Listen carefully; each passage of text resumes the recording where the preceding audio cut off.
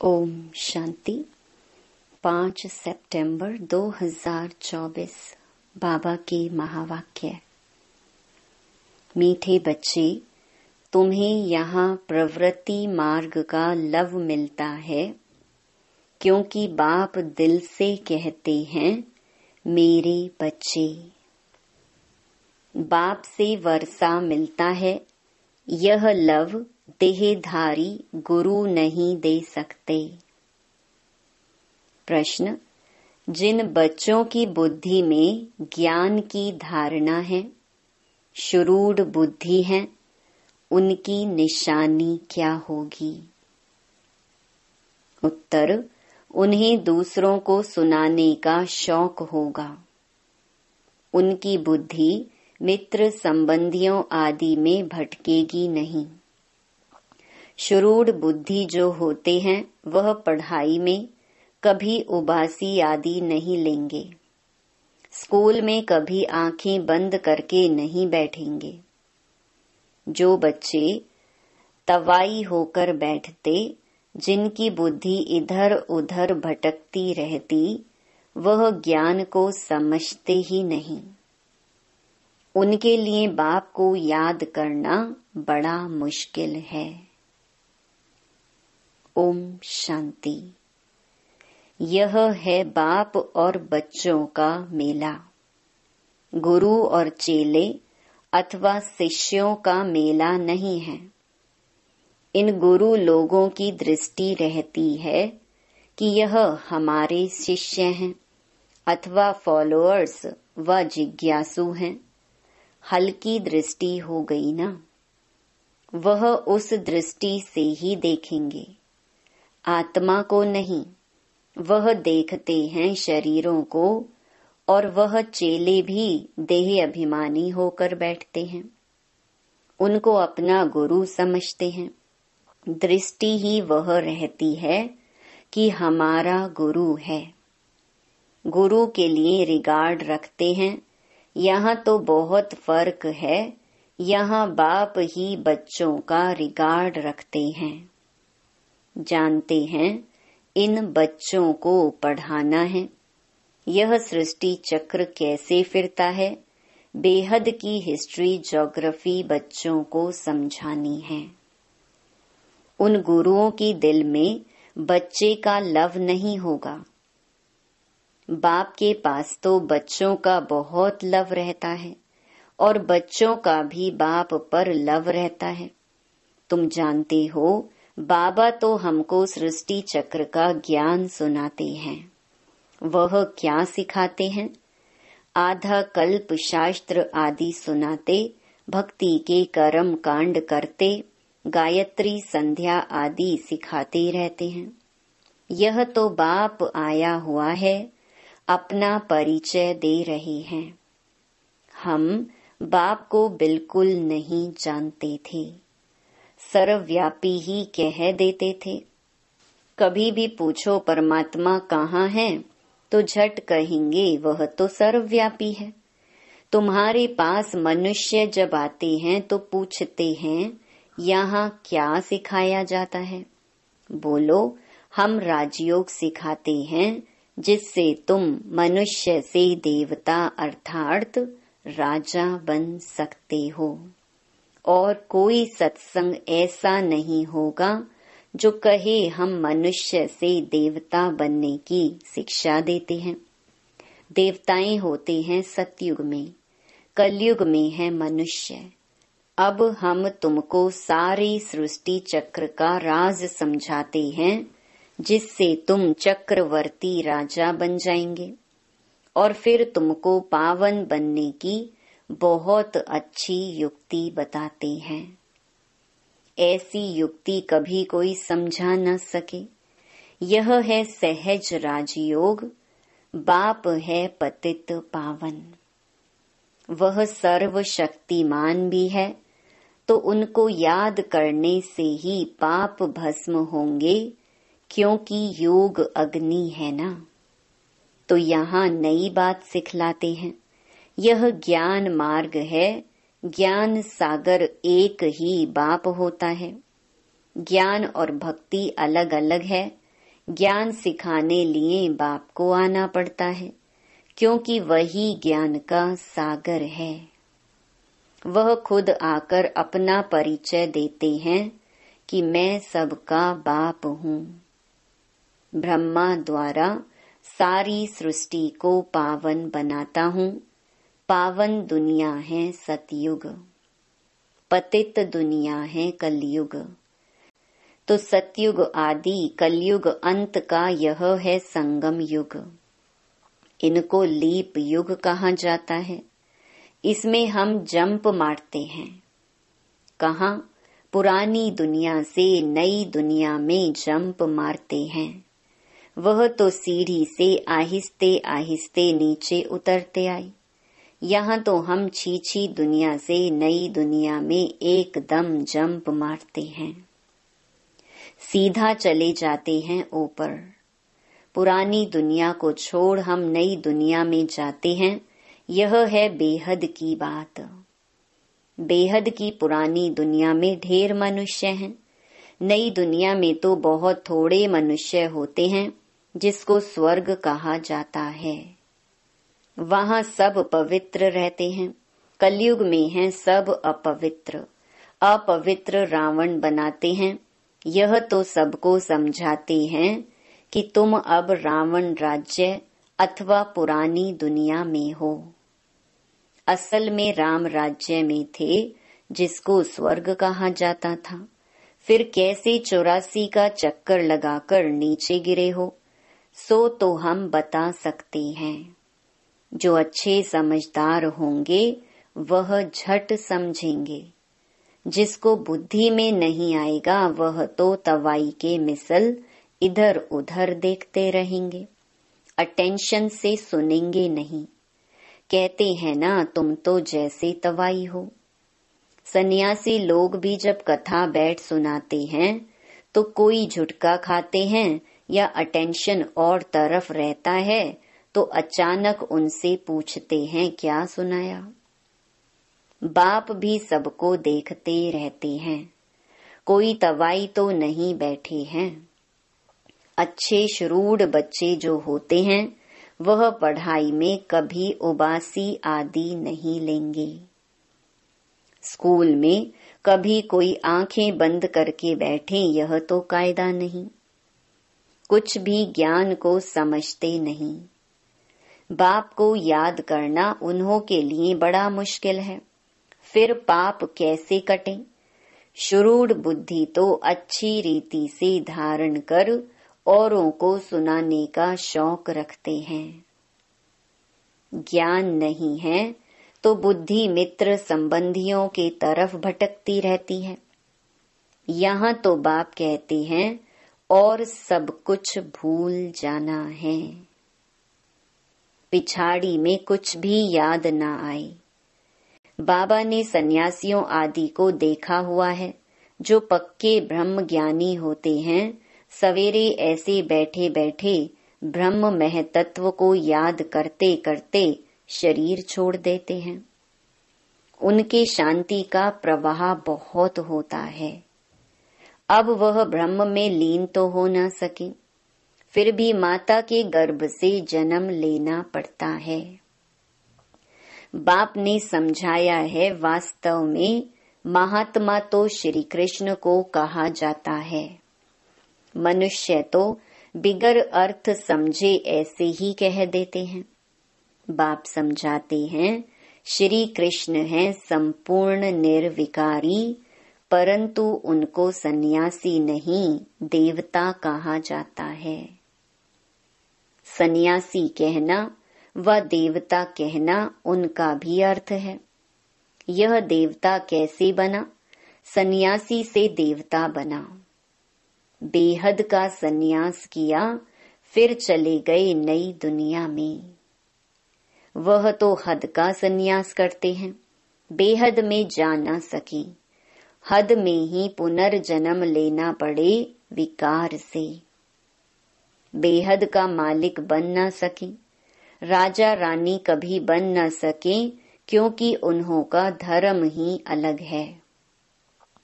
सन्यास धर्म देवी देवता धर्म नहीं है। बाप कहते हैं मैं अधर्म विनाश कर देवी देवता धर्म की स्थापना करता हूँ। विकार भी अधर्म है ना, इसीलिए बाप कहते हैं इन सब का विनाश और एक आदि सनातन देवी देवता धर्म की स्थापना करने मुझे आना पड़ता है। भारत में जब सतयुग था तो एक ही धर्म था, वही धर्म फिर अधर्म बनता है। अब तुम फिर से आदि सनातन देवी देवता धर्म स्थापन कर रहे हो। जो जितना पुरुषार्थ करेंगे उतना उच्च पद पाएंगे। अपने को आत्मा निश्चय करना है। भल गृहस्थ व्यवहार में रहो, उसमें भी जितना हो सके उठते बैठते यह पक्का करो, जैसे भक्त लोग सवेरे उठकर एकांत में बैठ माला जपते हैं, तुम तो सारे दिन का हिसाब निकालते हो। फलाने समय इतनी याद रही, सारे दिन में इतना समय याद रही, टोटल निकालते हो। वह तो सवेरे उठकर माला फेरते हैं। भल कोई सच्चे भक्त नहीं होते हैं। कईयों की बुद्धि तो बाहर कहाँ कहाँ भटकती रहती है। अभी तुम समझते हो भक्ति से फायदा कुछ भी नहीं मिलना है। यह तो है ज्ञान जिससे बहुत फायदा होता है। अभी तुम्हारी है चढ़ती कला। बाप घड़ी घड़ी कहते हैं मन मना भव। गीता में भी अक्षर हैं, परंतु उसका अर्थ कोई भी सुना नहीं सकेंगे, जवाब देने आएगा नहीं। वास्तव में उसका अर्थ लिखा हुआ भी है, अपने को आत्मा समझ देह के सब धर्म छोड़ माँ मेकम याद करो। भगवानो वाच है ना, परंतु उनकी बुद्धि में है श्री कृष्ण भगवान। वह तो देहधारी पुनर्जन्म में आने वाला है ना, उनको भगवान कैसे कह सकते हैं। तो सन्यासी आदि किसी की भी दृष्टि बाप और बच्चों की नहीं हो सकती है। भल गांधी जी को बापूजी कहते थे, परंतु बाप बच्चे का संबंध नहीं कहेंगे। वह तो फिर भी साकार हो गया ना। तुमको तो समझाया है अपने को आत्मा समझो। इसमें जो बाप बैठा है वह है बेहद का बापूजी। लौकिक और पारलौकिक दोनों बाप से वर्षा मिलता है। बापूजी से तो कुछ भी नहीं मिला।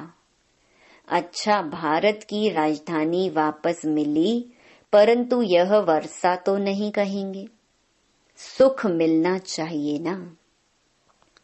वर्षे होते ही हैं दो, एक हद के बाप का, दूसरा बेहद के बाप का। ब्रह्मा से भी कोई वर्षा नहीं मिलता है।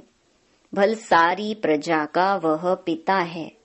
उनको कहते हैं ग्रेट ग्रेट ग्रैंडफादर। वह खुद कहते हैं मेरे से तुमको कुछ भी वर्षा नहीं मिलता। जबकि यह खुद कहते हैं मेरे से वर्षा नहीं मिल सकता, तो उस बापूजी से फिर क्या वर्षा मिल सकेगा? कुछ भी नहीं। अंग्रेज तो चले गए, अभी क्या है? भूख हड़ताल, पिकेटिंग, स्ट्राइक आदि होती रहती। कितनी मारा मारी होती रहती है। कोई का डर नहीं है। बड़े बड़े ऑफिसर्स को भी मार देते हैं। सुख के बजाय और दुख है। तो बेहद की बात यहाँ ही है। बाप कहते हैं पहले पहले तो यह पक्का निश्चय करो कि हम आत्मा हैं, शरीर नहीं। बाप ने हमको एडॉप्ट किया है, हम एडॉप्टेड बच्चे हैं। तुमको समझाया जाता है बाप ज्ञान का सागर आया है और सृष्टि चक्र का राज समझाते हैं। दूसरा कोई समझा न सके। बाप कहते हैं देह सहित देह के सब धर्मों को भूल माँ मेकम याद करो। सतो प्रधान जरूर बनना पड़ेगा। यह भी जानते हो पुरानी दुनिया का विनाश तो होना ही है। नई दुनिया में बहुत थोड़े होते हैं। कहाँ इतनी करोड़ों आत्माएं हैं और कहाँ 9 लाख। इतने सब कहाँ जाएंगे? अब तुम्हारी बुद्धि में है कि हम सब आत्माएं ऊपर में थीं, फिर यहाँ आई हैं पार्ट बजाने। आत्मा को ही एक्टर कहेंगे। आत्मा एक्ट करती है इस शरीर के साथ। आत्मा को ऑर्गन्स तो चाहिए ना। आत्मा कितनी छोटी है, 84 लाख जन्म है नहीं। हरेक अगर 84 लाख जन्म ले, फिर पार्ट रिपीट कैसे करेंगे? याद नहीं रह सकता, स्मृति से बाहर चला जाए। 84 जन्म भी तुमको याद नहीं रहते, भूल जाते हो। अब तुम बच्चों को बाप को याद कर पवित्र जरूर बनना है। इस योग अग्नि से विकर्म विनाश होंगे। यह भी निश्चय है, बेहद के बाप से बेहद का वर्षा हम कल्प कल्प लेते हैं। अब फिर स्वर्गवासी बनने के लिए बाप ने कहा है कि माँ मेकम याद करो, क्योंकि मैं ही पतित पावन हूँ। तुमने बाप को पुकारा है ना, तो अब बाप आए हैं पावन बनाने। पावन होते हैं देवता, पतित होते हैं मनुष्य। पावन बनकर फिर शांति धाम में जाना है। तुम शांति धाम जाना चाहते हो या सुख धाम आना चाहते हो? सन्यासी तो कहते हैं सुख काग विष्टा के समान है, हमको शांति चाहिए, तो वह सतयुग में कभी आ नहीं सकेंगे। सतयुग में था प्रवृत्ति मार्ग का धर्म। देवताएं निर्विकारी थे, वही पुनर्जन्म लेते लेते पतित बनते हैं। अब बाप कहते हैं निर्विकारी बनना है। स्वर्ग में चलना है तो मुझे याद करो, तो तुम्हारे पाप कट जाएं, पुण्य आत्मा बन जाएंगे। फिर शांति धाम सुख धाम में जाएंगे। वहां शांति भी थी, सुख भी था। अभी है दुख धाम। फिर बाप आकर सुख धाम की स्थापना करते हैं, दुख धाम का विनाश। चित्र भी सामने है, बोलो अभी तुम कहाँ खड़े हो? अभी है कलयुग का अंत, विनाश सामने खड़ा है। बाकी जाकर थोड़ा टुकड़ा रहेगा। इतने खंड तो वहां होते नहीं।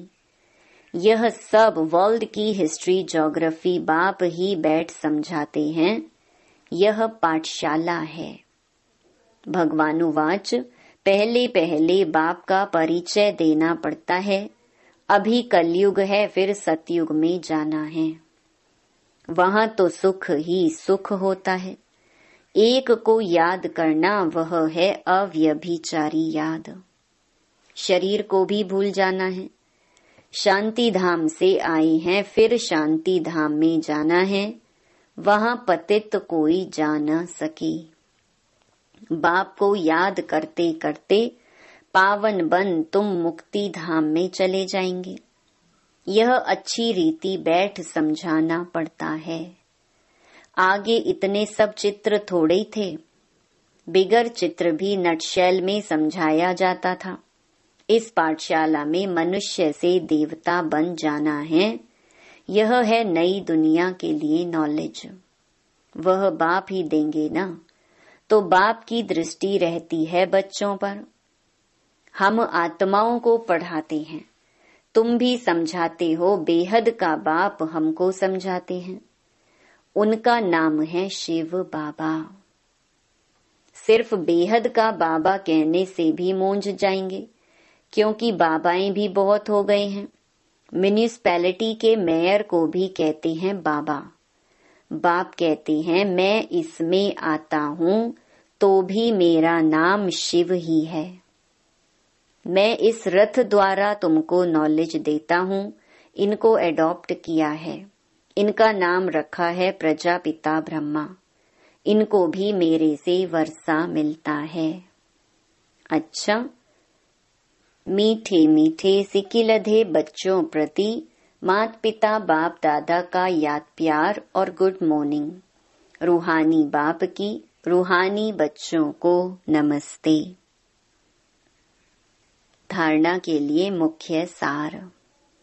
पहला, अभी पुरानी दुनिया से नई दुनिया में जंप देने का समय है, इसलिए इस पुरानी दुनिया से बेहद का संन्यास करना है। इसे बुद्धि से भूल जाना है। दूसरा, पढ़ाई पर पूरा अटेंशन देना है। स्कूल में आंखें बंद करके बैठना यह कायदा नहीं है। ध्यान रहे पढ़ाई के समय बुद्धि इधर उधर ना भटके, उबासी ना आए। जो सुनते जाएं वह धारण होता जाए। वरदान, रूहानी नशे द्वारा पुरानी दुनिया को भूलने वाले स्वराज्य सो विश्व राज्य अधिकारी भव।